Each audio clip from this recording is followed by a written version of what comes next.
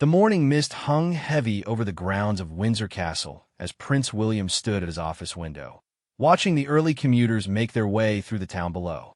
The past few weeks had been unlike anything the royal family had experienced in recent memory.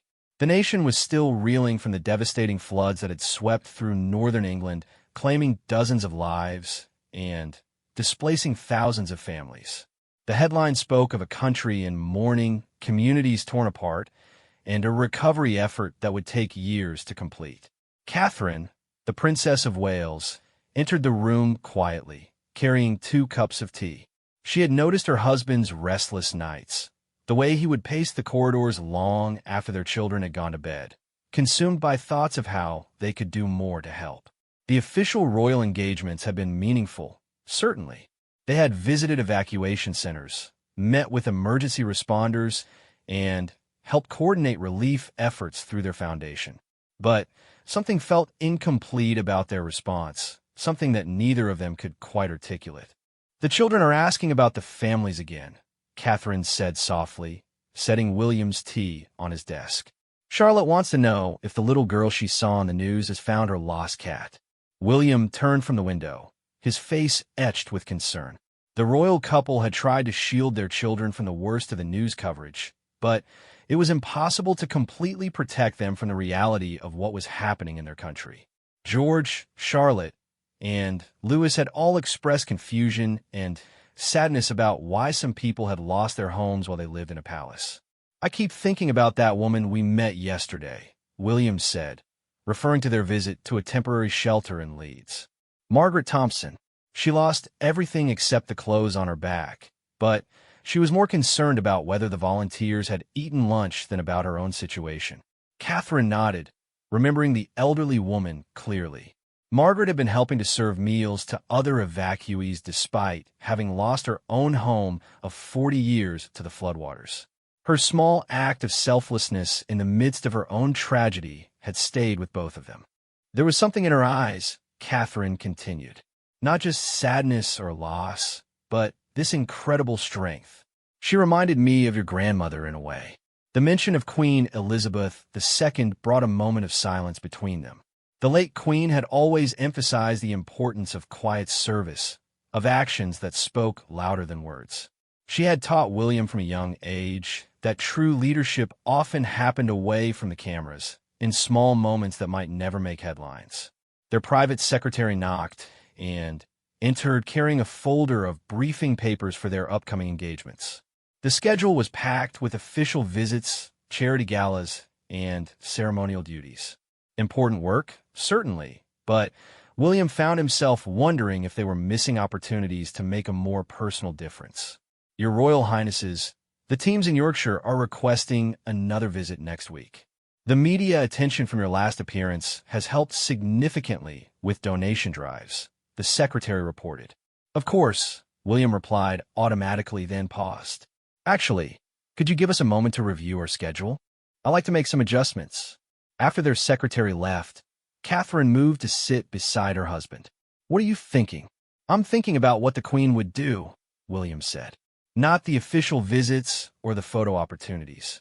I mean what she would really do if she were here." Catherine understood immediately. Queen Elizabeth II had been known for her unexpected private visits, her handwritten notes to families in need, her quiet donations that were never publicized. She had believed that some of the most important royal work happened when no one was watching. "We could visit without the cameras," Catherine suggested. "Just us, maybe one security officer. No press, no official announcements." William's eyes lit up with the first genuine enthusiasm Catherine had seen from him in days. "We could actually help," he said. "Not just represent the Crown's concern, but actually roll up our sleeves and do something useful." They spent the next hour poring over maps and reports from the affected areas. The official visits had focused on the larger evacuation centers and the most severely damaged towns, places where their presence could draw maximum media attention to the crisis.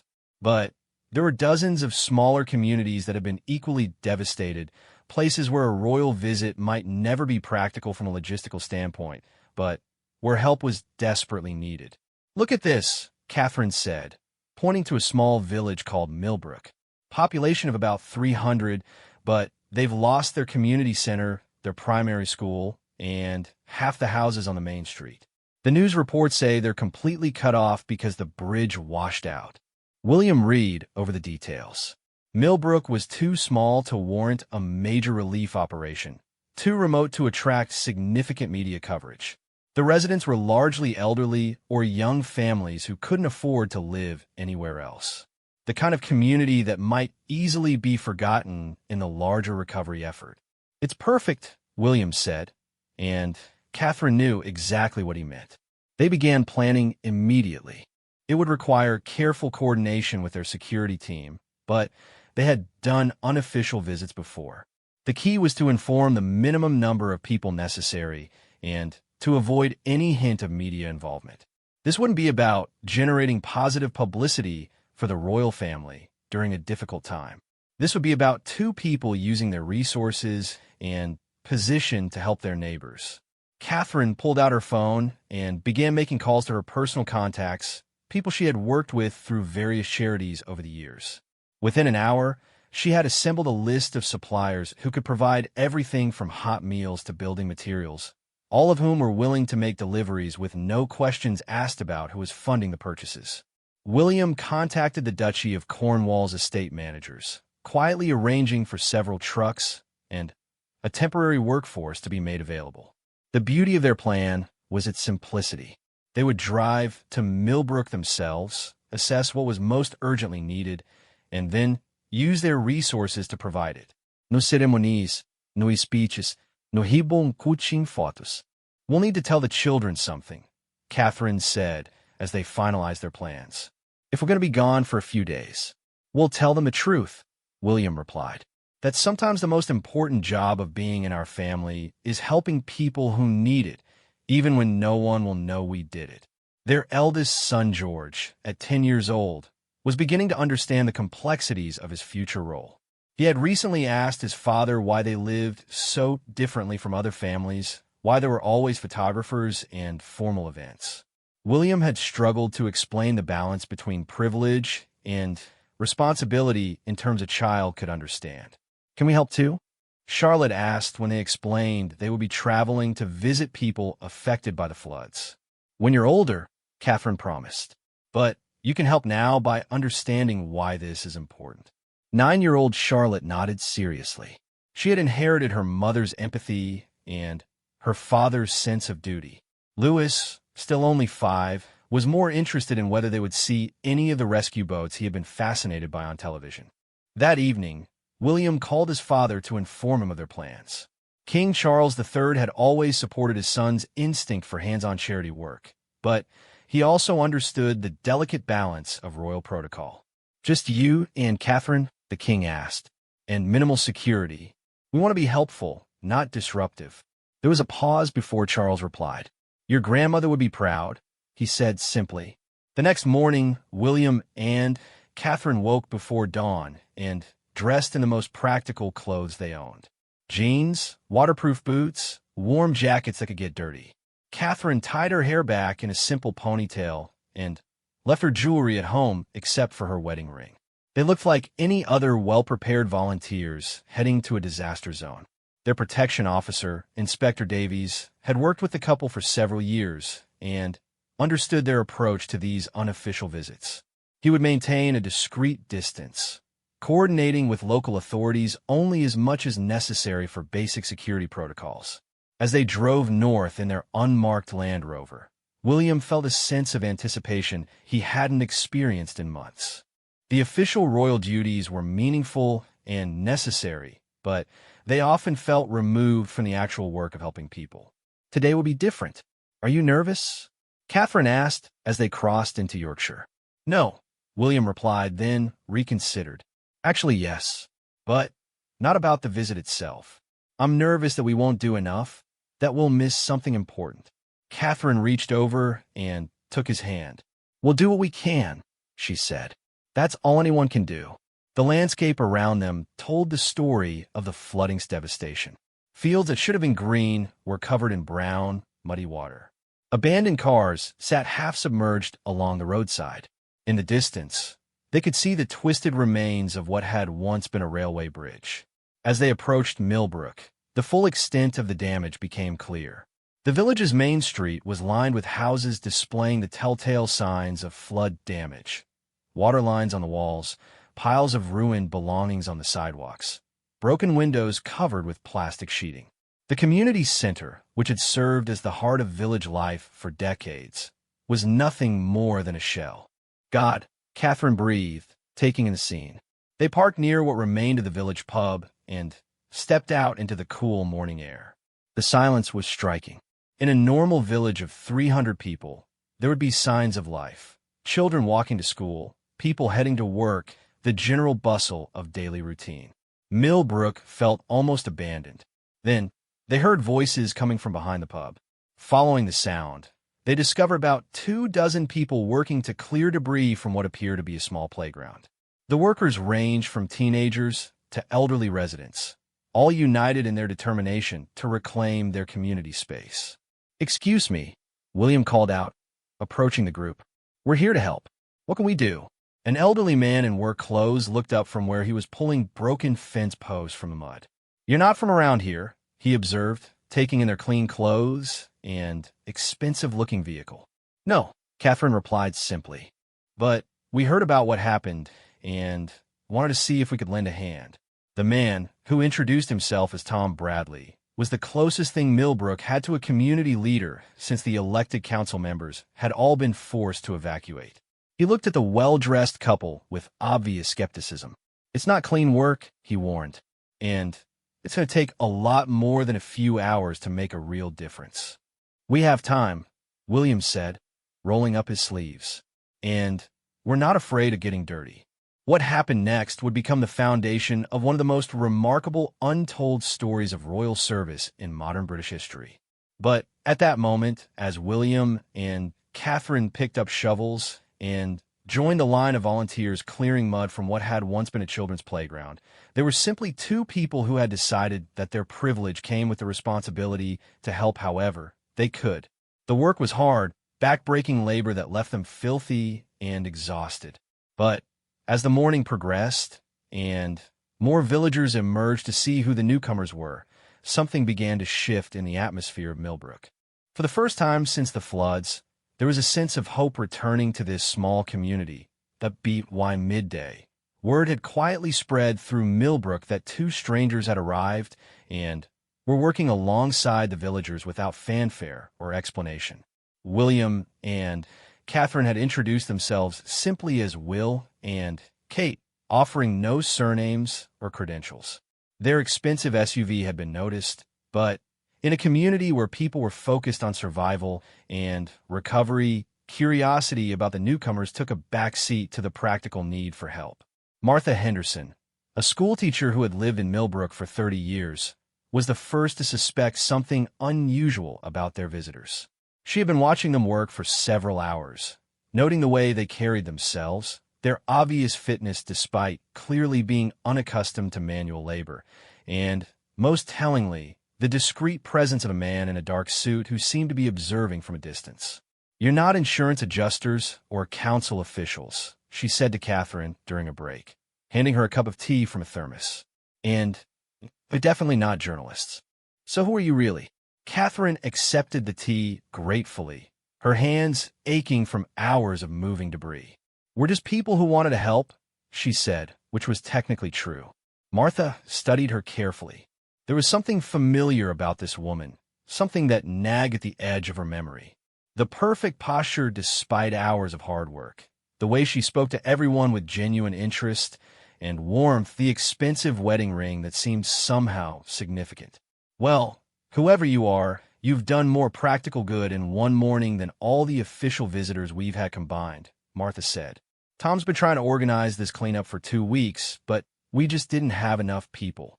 The breakthrough moment came when 8-year-old Sophie Chun, one of only a handful of children still in the village, scraped her knee badly while trying to help clear broken glass. Catherine immediately went to her aid, cleaning and bandaging the wound with supplies from a first aid kit she had brought in their vehicle. "There you go, sweetheart," Catherine said softly, applying a cartoon-decorated bandage. Good as new. Sophie looked up at her with wide eyes. You're the princess, she said matter-of-factly. I saw you on TV at Christmas. The work around them gradually stopped as Sophie's words sank in. Tom Bradley put down his shovel and stared at the woman who had been working beside him for hours, mud streaking her face, and her clothes soaked through. William straightened up from where he had been helping to clear a blocked drainage channel. Princess Catherine? Martha gasped, the pieces suddenly falling into place. The moment could have gone several ways. The villagers might have become awkward and deferential, transforming what had been a natural working relationship into something formal and uncomfortable. They might have been angry at being deceived. Instead, after a moment of stunned silence, Tom Bradley began to laugh. Well, I'll be damned, he said. I just spent the morning arguing about the best way to move sandbags with the future King of England.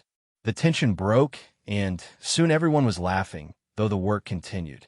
The revelation didn't change the dynamic as much as anyone might have expected.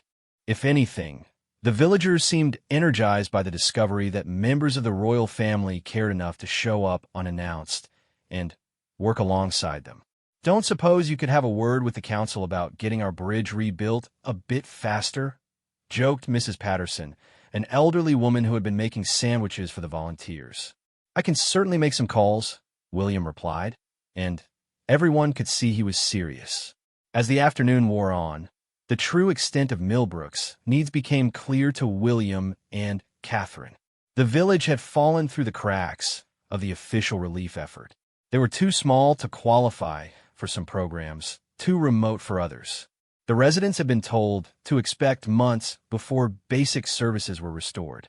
The school's completely unusable, explained Miss Henderson, walking them through what remained of the village primary school. 26 children, and nowhere to hold classes.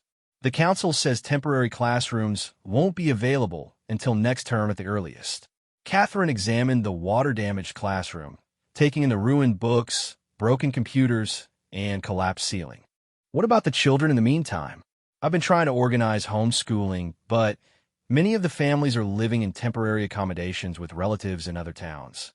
Some of the children haven't had proper lessons in a month. William and Catherine exchanged glances.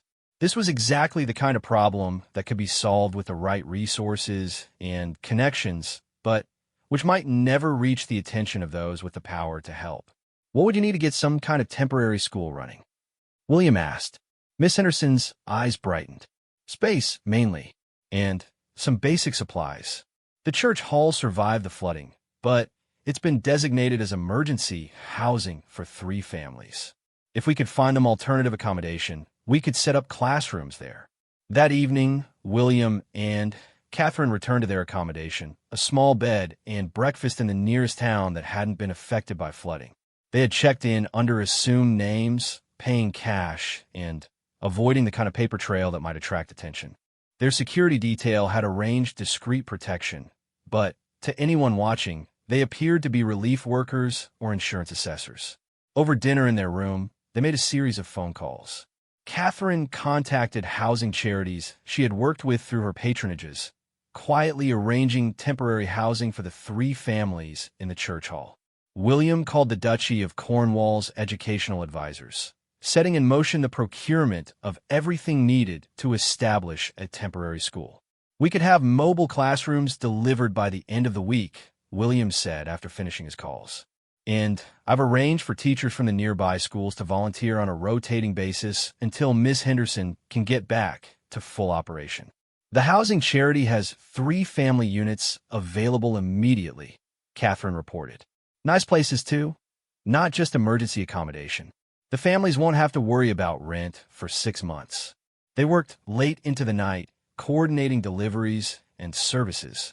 The beauty of their approach was that everything could be arranged through existing organizations and programs. Their role was simply to identify needs and facilitate solutions, using their connections and resources to cut through bureaucratic delays. The next morning brought news that transformed their visit from a simple relief effort into something much more significant. William's phone rang early, his private secretary calling with information that would change everything. Sir, we've just received word from the Cabinet Office. There's going to be a parliamentary inquiry into the flood response. Specifically, they're looking at why some communities received adequate support while others didn't. William listened carefully, understanding the implications immediately. The royal family traditionally stayed out of political controversies, but this wasn't really about politics. This was about the basic function of government to protect its citizens. What kind of timeline are we looking at? William asked. The inquiry is expected to begin next month. They'll be calling witnesses from affected communities. After ending the call, William filled Catherine in on the developments. The flood response had become a political issue, with opposition parties questioning whether resources had been allocated fairly and efficiently. Tom and the others should know about this, Catherine said. They have a right to have their voices heard.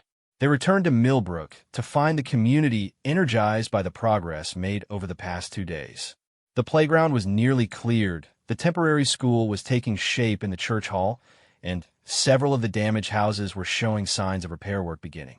But, more importantly, the spirit of the village had been transformed. Where there had been despair and isolation, there was now hope and purpose. Neighbors who had been struggling alone were now working together. The arrival of William and Catherine had somehow catalyzed a renewal of the community's belief in itself. I don't know how you arranged it all, Tom Bradley said to William as they surveyed the progress. But having somewhere to send the children during the day has made all the difference. Parents can focus on repairs knowing their kids are safe and learning. It's what any community would do for itself, given the resources, William replied. You just needed someone to make a few phone calls. This was the moment when William and Catherine fully understood the real impact of their intervention. It wasn't just about the practical help they had provided, significant as that was. It was about demonstrating that they hadn't been forgotten, that someone with power and influence cared enough to pay attention to their small community. Martha Henderson approached them as they prepared to leave that afternoon. I've been thinking about what you've done here, she said. It's not just the money or the connections, though those have been wonderful. It's the fact that you came yourselves, that you worked beside us, that you saw us as people worth helping. Every person is worth helping, Catherine replied simply. Yes, but not everyone with your level of influence believes that, Martha said. The fact that you do, and that you're willing to act on it, that matters more than you might realize. As they drove away from Millbrook, William and Catherine both felt they had accomplished something important, but they also knew their work was far from finished.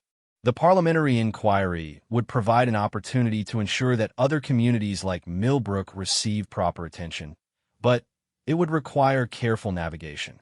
We need to be strategic about this, William said as they discussed their next steps. We can't be seen as taking sides politically, but we can make sure the right information reaches the right people. What if we documented what we've seen? Catherine suggested. Not for publication, but for the inquiry.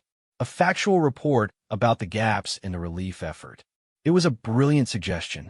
William and Catherine could provide the inquiry with first-hand testimony about conditions in overlooked communities backed by their credibility and attention to detail.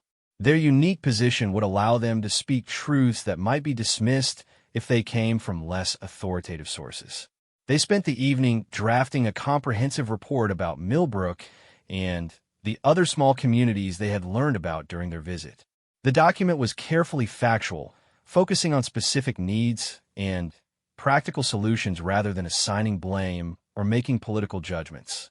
But even as they worked on the formal response, both William and Catherine knew that their most important contribution might be the precedent they were setting. They had demonstrated that meaningful royal service could happen away from cameras and ceremonies, that their privilege came with the responsibility to help however they could. The phone call that night from their private secretary confirmed what they had both begun to suspect. Their quiet intervention in Millbrook had not gone entirely unnoticed.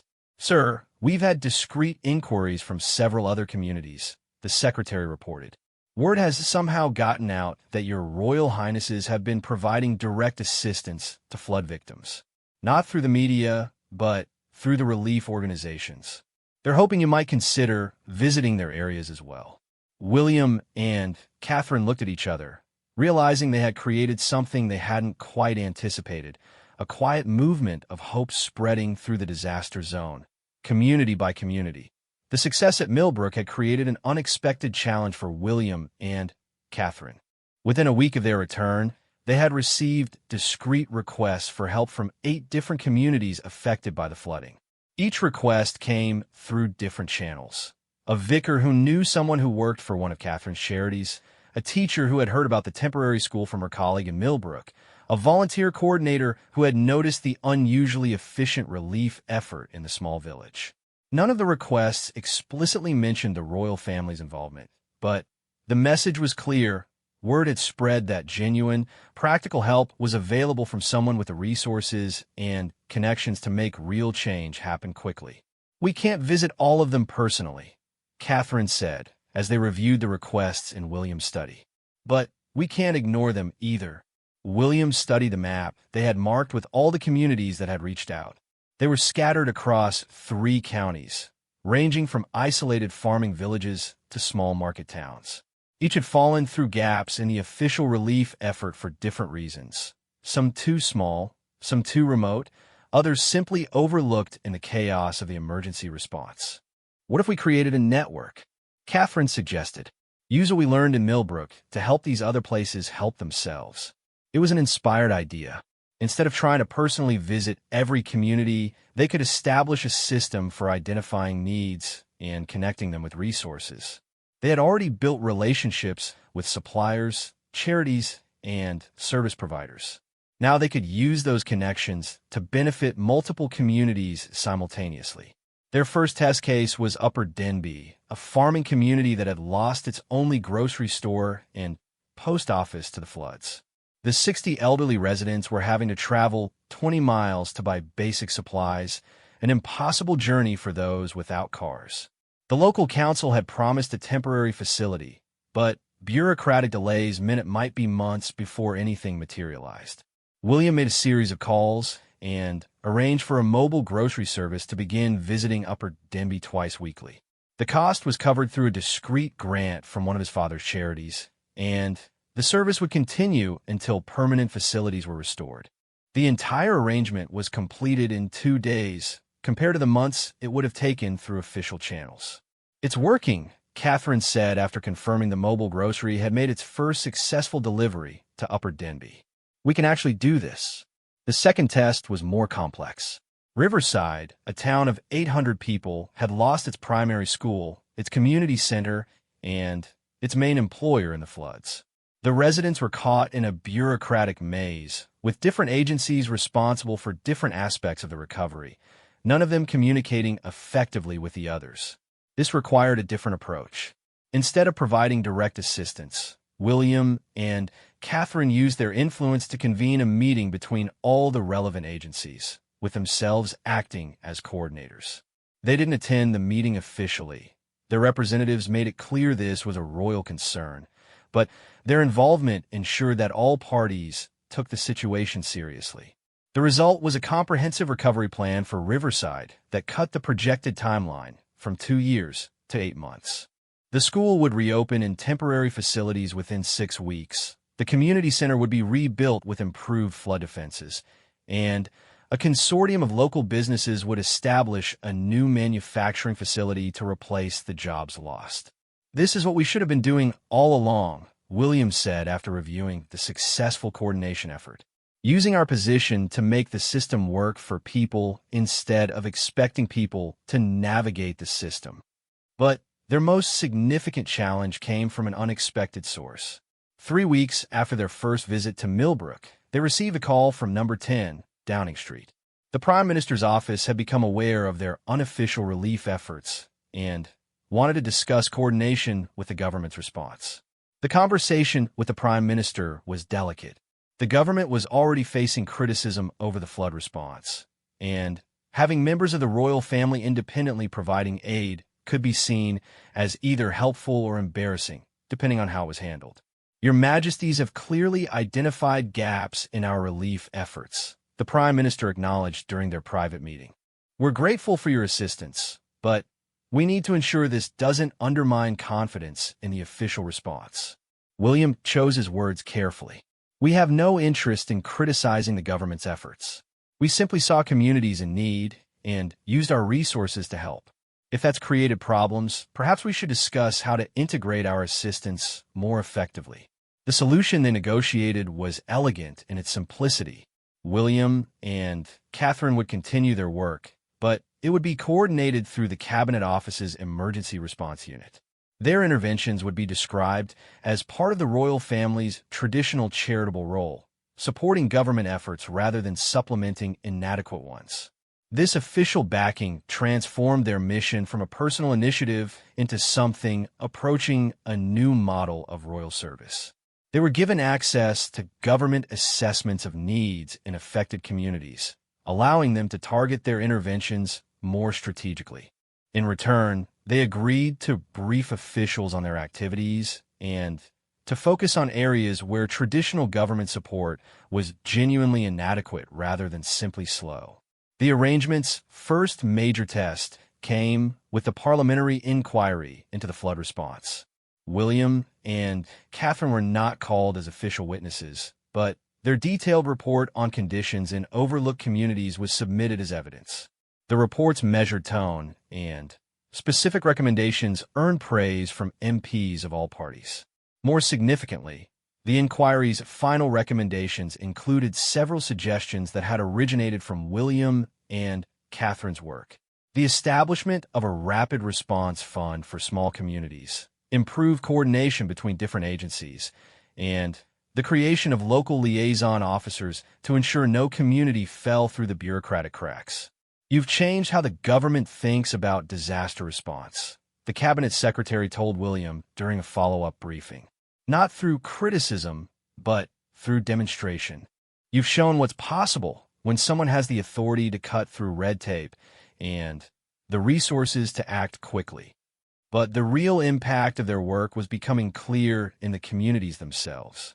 6 months after the floods, the villages and towns where William and Catherine had intervened were recovering faster and more completely than comparable areas that had relied solely on official assistance. Millbrook had become a model for community-led recovery. The temporary school had evolved into a permanent facility that was actually better than the original. The rebuilt community center included new flood defenses and served as a regional emergency coordination hub. Property values, which had plummeted after the flooding, were now higher than before the disaster. It's not just the buildings, Martha Henderson explained during a follow-up visit. It's the confidence. People here know that if something goes wrong, we won't be forgotten. That changes everything about how willing they are to invest in the future. The psychological impact was indeed as important as the practical assistance. Communities that had felt abandoned by government and overwhelmed by bureaucracy now had evidence that their concerns mattered to people with the power to act. This translated into increased civic engagement, stronger community organizations, and a general sense of optimism about the future. The success of their flood response work began to attract attention from other areas of royal duty. Palace officials started asking whether the same approach might work for other social issues: homelessness, rural poverty, educational disadvantage. We've stumbled on as something significant, Catherine told William as they reviewed proposals for expanding their hands-on charitable work. This could change how the monarchy relates to people's daily lives. William agreed, but he also recognized the risks.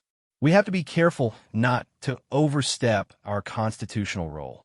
This works because we're helping, not governing. We're supplementing the system, not replacing it. Their most ambitious project came when they learned about the broader impact of climate change on rural communities. The floods have been the most dramatic recent example, but many rural areas were struggling with longer-term challenges: changing agricultural patterns, loss of traditional industries, young people leaving for cities. Working with the Duchy of Cornwall's extensive rural holdings, William and Catherine began developing a model for sustainable rural development that could be replicated across the country. The project combined traditional royal patronage, providing credibility and connections with direct investment and hands-on problem-solving. The pilot project in Devon involved transforming a struggling farming community into a model of sustainable rural living. New agricultural techniques were introduced, local food processing facilities were established, and ecotourism initiatives were developed. The key was ensuring that changes strengthened rather than displaced the existing community. The trick is to help communities evolve while staying true to themselves, Catherine observed during a planning meeting. Change has to come from within, supported from outside. This became the guiding principle for all their community intervention work. They provided resources, connections, and coordination, but the actual solutions had to come from the communities themselves. Their role was to amplify local wisdom and determination, not to impose external solutions. The approach was particularly effective because it aligned with William and Catherine's personalities and strengths. Both were naturally good listeners, able to understand complex problems and see connections between different issues. Their royal status gave them access to resources and decision-makers, but their genuine empathy helped them understand what communities really needed. A year after the floods, the parliamentary committee that had investigated the government response published a follow-up report specifically examining the royal family's role in disaster relief.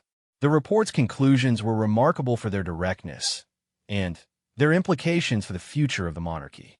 Their royal highnesses have demonstrated a new model of royal service, the report stated. By combining traditional charitable patronage with direct action and systematic problem-solving, they have achieved results that exceed what might be expected from either government programs or conventional charity work alone. The report recommended that the royal family's emergency response role be formalized, with proper funding and coordination mechanisms. It suggested that William and Catherine's approach could serve as a template for royal involvement in other areas of social policy. For William and Catherine, the parliamentary endorsement was gratifying, but not surprising. They had always known their work was effective. They could see it in the transformed communities, the rebuilt lives, the restored hope. What mattered more was that they had found a way to use their privileged position for genuine service to their fellow citizens. As they prepared for their next community intervention, this time helping a former mining town transition to a green economy, both William and Catherine felt they had discovered something important about the future of constitutional monarchy. The crown's role was not just ceremonial or symbolic, but could be genuinely functional in addressing modern social challenges. Their quiet act of kindness during the floods had grown into something neither of them had anticipated, a new understanding of how royalty could serve democracy in the 21st century. 2 years after the floods that had first drawn them to Millbrook, William and Catherine stood once again in the village center, but this time as guests of honor at the opening of the new Community Resilience Center. The building was more than just a replacement for what had been lost. It was a symbol of how a community could emerge stronger from tragedy. The center housed the permanent school, a medical clinic, emergency coordination facilities, and meeting spaces for local organizations. Solar panels on the roof provided clean energy, and the building's design incorporated advanced flood defenses based on the latest climate science.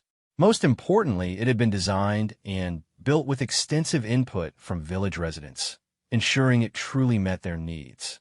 When I think back to that first day you arrived, Tom Bradley said during his speech at the opening ceremony, covered in mud and working alongside us without any fanfare, I never could have imagined this would be the result.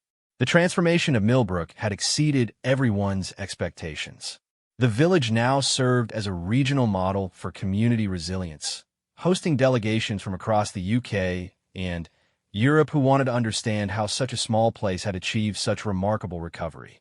The population had actually grown since the floods, as young families moved to the area attracted by the strong community spirit and modern facilities. But for William and Catherine, Millbrook's success was just one example of what they had learned was possible when the royal family's resources were directed toward practical problem-solving rather than purely ceremonial functions. Their flood response work had evolved into a comprehensive program of community development that was quietly transforming dozens of places across the country. The success had not gone unnoticed by their international counterparts. Crown Prince Frederick of Denmark had visited to study their rural development model. The Swedish royal family had implemented a similar approach to addressing urban inequality. Even republics were paying attention.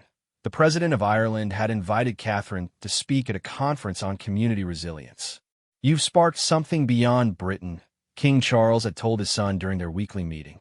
"Other royal families are asking how they can adapt your methods to their own countries."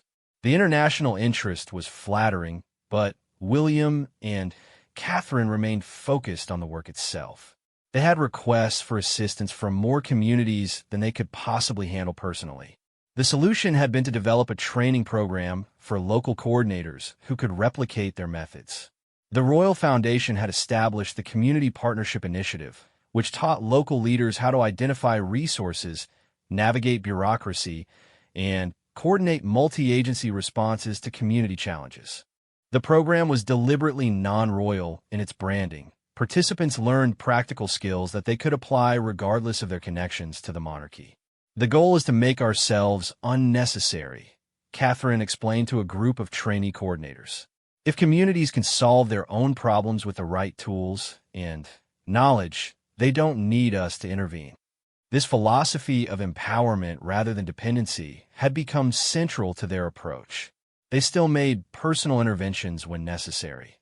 The dramatic arrival of the Prince and Princess of Wales could sometimes unlock resources or attention that would otherwise be impossible to access. But increasingly, their role was to support local initiatives rather than to lead them. The approach had been tested most thoroughly in their work with former industrial communities struggling to adapt to economic change. The transition from manufacturing to service economies had left many towns with high unemployment, empty buildings, and depleted populations. Traditional regeneration efforts often failed because they imposed external solutions on communities that had their own ideas about their future. William and Catherine's method was different. They would spend time in a community listening to residents' own diagnoses of their problems and their ideas for solutions. Then they would use their connections and resources to help implement those locally generated plans. In Hartwell, a former steel town in South Wales, residents had identified tourism as a potential replacement industry, but lacked the resources to develop attractions. William arranged for heritage experts to help design an industrial heritage trail, while Catherine coordinated with hospitality training programs to ensure local people could benefit from any jobs created. The result was a thriving heritage tourism industry that employed more than 200 local people and had attracted significant private investment to the town center. But more importantly, it had given residents confidence in their own ability to shape their community's future. "The royal visit wasn't the solution," explained Sarah Williams, who had coordinated Hartwell's tourism development. "It was the catalyst. Once we saw that people with real influence believed in our ideas, we believed in them too." This catalyst effect had become one of the most significant aspects of William and Catherine's work. Their involvement in a project sent a signal to government agencies, private investors, and charitable organizations that the initiative was serious and worth supporting. This royal endorsement could often trigger a chain reaction of additional support. The phenomenon had been studied by researchers at the London School of Economics, who coined the term royal leverage to describe how monarchy could amplify the impact of grassroots initiatives. Their analysis showed that communities involved in William and Catherine's programs received an average of 3 times more external investment than comparable areas that relied solely on traditional regeneration programs. But the academic analysis, while gratifying, was less important to William and Catherine than the human stories they encountered in their work. During a visit to a housing estate in Manchester where they had helped establish a community enterprise program, they met Jennifer Thompson, a single mother who had used the business training to start a successful catering company. "I never thought people like me could start a business," Jennifer told them. "I thought that was for people with money and connections. But your program showed me that everyone has skills and ideas worth developing. Jennifer's catering company now employed 12 people from the estate and had contracts with several major Manchester businesses. She had also become a mentor in the program, helping other residents develop their own enterprises. Stories like Jennifer's had convinced William and Catherine that their work was achieving something more significant than just economic regeneration. They were helping to change people's understanding of their own potential and their relationship with power and authority. The traditional approach to charity is about helping people, Catherine reflected during an interview with the BBC about their community work. But what we've learned is that people don't need help as much as they need opportunity and recognition. Most communities have the solutions to their own problems. They just need someone to take them seriously and help them access resources. This insight had led to what was perhaps their most innovative initiative, the Community Voice Project. Working with digital technology companies, they had developed a platform that allowed residents of any community to propose local improvements, gather support from their neighbors, and connect with relevant resources and expertise. The platform had facilitated more than 1,500 local projects in its first year of operation, ranging from small improvements like community gardens to major infrastructure developments. The royal family's involvement was minimal. They provided initial funding and credibility, but the platform operated independently. It's democracy in action, William said during a demonstration of the platform to local government officials. People identifying their own priorities and taking action to address them. Our role is just to provide the tools and connections. The Community Voice Project had attracted international attention from governments struggling with declining civic engagement. Delegations from Canada, Australia, and New Zealand had visited to study the platform, and pilot projects were being developed in several other countries. But the project that had given William and Catherine the most personal satisfaction was their work with children affected by community trauma. The floods had left many young people struggling with anxiety and loss of security.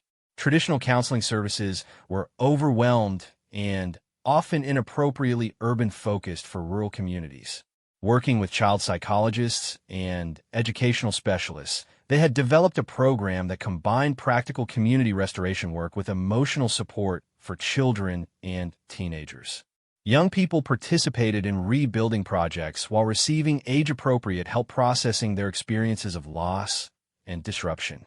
Children need to feel useful and empowered, not just supported, explained Dr. Rebecca Martinez, the child psychologist who had helped design the program.